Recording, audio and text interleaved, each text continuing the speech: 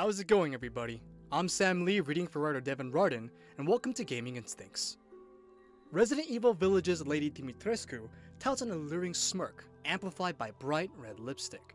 She sports a white dress that matches her pale skin and a large brim hat. The towering vampire noble will gladly laugh before driving her long fingernails through an unfortunate victim's skull. With such an extravagant appearance and a terrifying aura, it's no wonder the elegant tyrant garnered so much fanfare. Though Lady Dimitrescu became a major marketing feature for Village, the survival horror game has much more to offer. For one, it comes off the heels of Resident Evil 7 Biohazard, an entry that brought the series back to its horror roots. Many gamers will recognize the large form of Jack Baker, who terrorizes Ethan by ramming through walls and surviving near-fatal encounters. This relentless pursuit and horrifying first-person gameplay cemented Biohazard as one of the best Resident Evil games in recent years.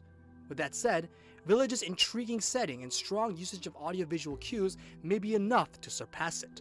It takes Ethan to a run-down village in Europe that appears reminiscent of Resident Evil 4 and introduces supernatural creatures. In the previews shown to date, we've seen vampires skulking around a castle and massive werewolves wielding large metal hammers. Everything we've seen of Village looks promising, including the short PlayStation 5 gameplay demo, which spotlighted new enemy types in the impressive RE engine. Suffice to say, Village has the ingredients to surpass its largely successful predecessor. These possible gameplay updates and story progressions may elevate Village far beyond the heights of Resident Evil 7. Here are the top 5 ways Resident Evil Village can surpass its predecessor. Number 5. The beautifully haunting setting. Whereas Biohazard took place in a dilapidated Louisiana estate, this new game sends Ethan to a haunting village that has seen better days. Hooded scarecrows watch over snow-covered ground and crumbling wooden cabins. The rows of crops and naked trees dance in the wind as gray clouds clutter the sky. The deep roars of ravenous werewolves boom from the tall crops as the slobbering creatures scutter in the distance. Once one has Ethan in their sights, it will hunt him down with intimidating speed and vigor. These imposing enemies fit in perfectly with Village's rustic setting.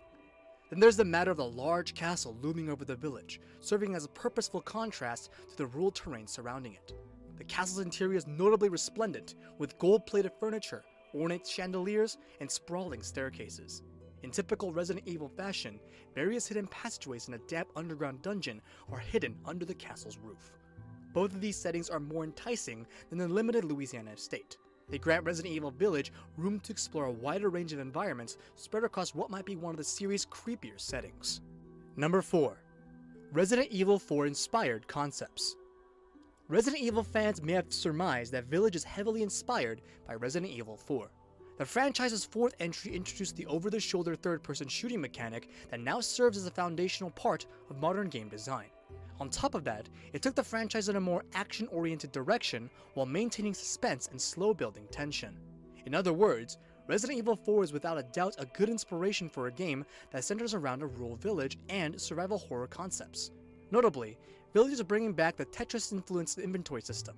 When Ethan picks up a new gun or herb, he must fit it into a suitcase like a jigsaw puzzle.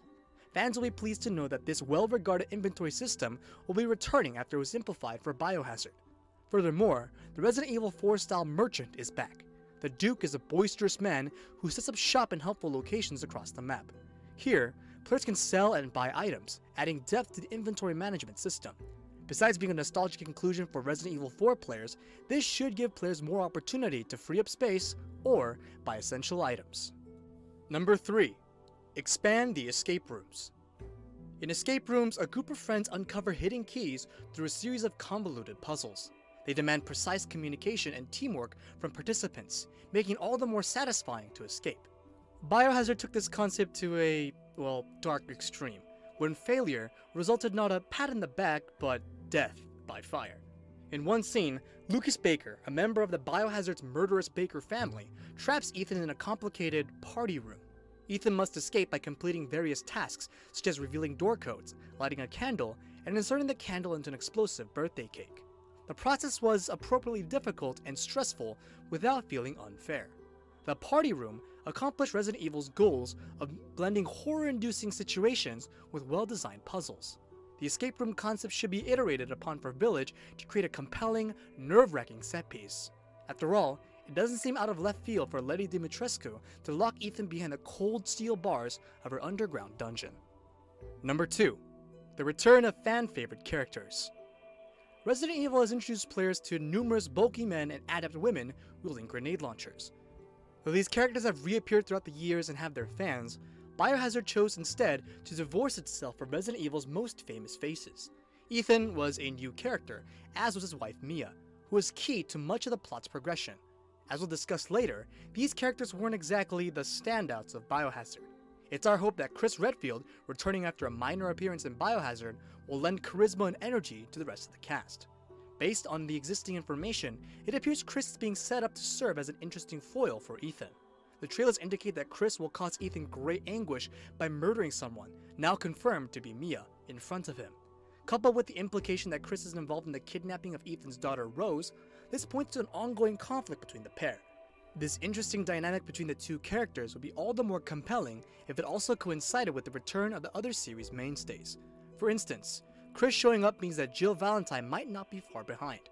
We haven't seen Valentine since Resident Evil 5, so a surprise appearance would please longtime fans, especially since Chris and Jill's stories are closely connected.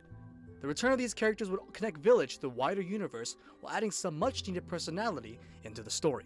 And finally, at number 1, a focus on Ethan's development.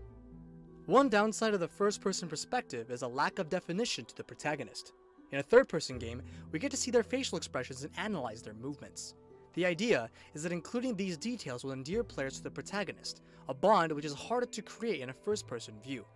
Most of the time, a first-person perspective puts the player in the protagonist's shoes, but treats the character as a simple vehicle for gameplay. Ethan falls into this camp, rarely showing any diverse emotions or significant development. With Chris thrown into the mix, we hope Ethan can bounce off the character and start to establish a unique voice of his own. Additionally, we expect Village's storylines to have a notable impact on his character.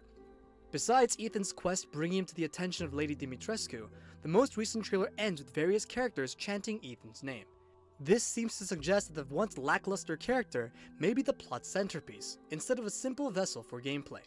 We suspect that Ethan will die or encounter some major character ramifications. It's plausible that he could mutate into a werewolf and hunt down the new playable character, Chris. A moment like this would immediately surpass Biohazard's storyline, which is notable for lacking such bold and provocative character development. This has been Gaming Instincts. The full article is linked in the description below, and if you want to check out other awesome articles, head on over to our website at gaminginstincts.com. Make sure to subscribe to our newsletter and YouTube channel to not miss upcoming gaming news. Thanks for watching. This has been Sam Lee, and until next time.